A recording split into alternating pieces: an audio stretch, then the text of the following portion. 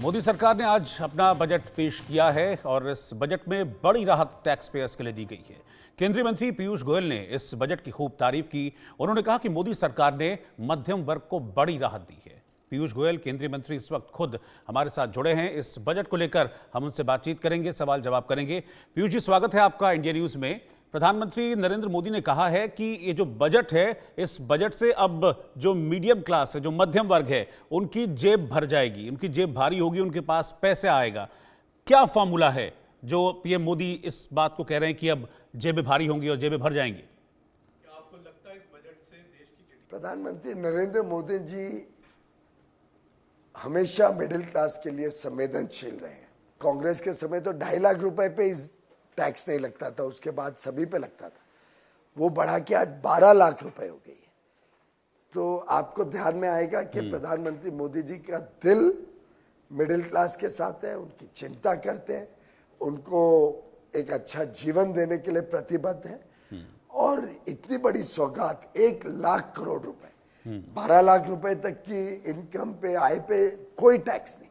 और अगर तनख्वाह वाला व्यक्ति हो, सैलरी वाला, तो 12,75,000 पे कोई टैक्स नहीं। तो मानो ऐसे लगता है जैसे मिडिल क्लास को तो टैक्स मुक्ति कर दिया। उनके हाथ में ये पैसा होने से वो खर्चा करेंगे, महंगाई का बोझ नहीं पड़ेगा, उनको सुविधा होगी कि वो आगे चल के अच्छा घर बना सके, गाड़ी ले सके, स्कूटर मोटरसाइकिल ले सके, घर में टीवी फ्रिज अच्छा आ जाए। तो एक प्रकार से पूरे भारत की अर्थव्यवस्था में डिमांड बढ़ेगी और उससे देश की अर्थव्यवस्था को, देश में मैन्युफैक्चरिंग को, उद्योग को भी और मौके मिलेंगे भारत में निवेश करने के। हाँ। और ढेर सारी नौकरियां भारत की अर्थव्यवस्था में। अच्छा पीयूष जी, मुझे लगता है कि विपक्ष की बात भी हमको थोड़ी करनी होगी यहाँ पर। कांग्रेस नेता और पूरा विपक्ष ये कह रहा है कि इस बजट में रोजगार की कोई भी बात नहीं कही गई है। रोजगार कैसे मिलेगा, ये सब जानना चाह रहे हैं। मैं भी ये जानना चाहता हूँ। पूरे बजट ही रोजगार पर आधारित है। आखिर जब मैंने जैसे बताया डिमांड बढ़ेगी तो उद्योग आएगा, व्यापार बढ़ेगा, उसमें लोगों को नौकरी मिलेगी, नौकरी मिलेगी तो आमदनी आएगी, तो उससे और डिमांड बढ़ेगी। आखिर 11,20,000 करोड़ जब इंफ्रास्ट्रक्चर में खर्च होगा, करोड़ों लोगों को नौकरी मिलेगी ना वो इंफ्रास्ट्रक्चर बनाने के लिए। जब टूरिज्म पे 50 नए क्षेत्र बनाए जाएंगे, वहां का इंफ्रास्ट्रक्चर अच्छा होगा, वहां पे होम स्टे अलाउ होगा, वहां पे होटल लगेंगे, वहां पे सड़कें अच्छी होंगी, एयरपोर्ट पे 4 करोड़ लोग उड़ान 2 में जाएंगे, ट्रैवल करेंगे, तो उसमें लाखों लोगों को एविएशन सेक्टर में नौकरी मिलेगी। जब शिप बिल्डिंग को प्रोत्साहन होगा तो शिप बिल्डिंग में आदमी तो काम करेंगे, नौकरियां मिलेंगी।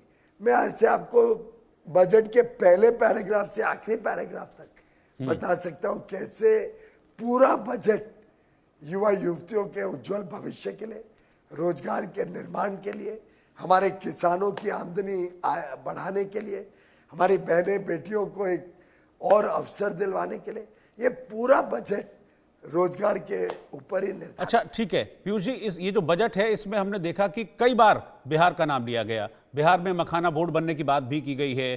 क्या बिहार और दिल्ली विधानसभा चुनाव को ध्यान में रखते हुए इस बजट को तैयार किया गया है, और क्या इस बजट का अब इन चुनावों पर असर होगा? तो लग रहा है आप पर, सरकार पर कि दिल्ली चुनाव तो केजरीवाल के कुकर्मों से, उनके भ्रष्टाचार से, उन्होंने जिस प्रकार से दिल्ली में विकास नहीं किया, कोई क्षेत्र नहीं है दिल्ली में, कोई व्यक्ति नहीं है जो खुश है। हर वर्ग नाराज है केजरीवाल उनके भ्रष्टाचार से, जिन्होंने खुद शीश महल की चिंता की, गरीबों के घर की चिंता नहीं की।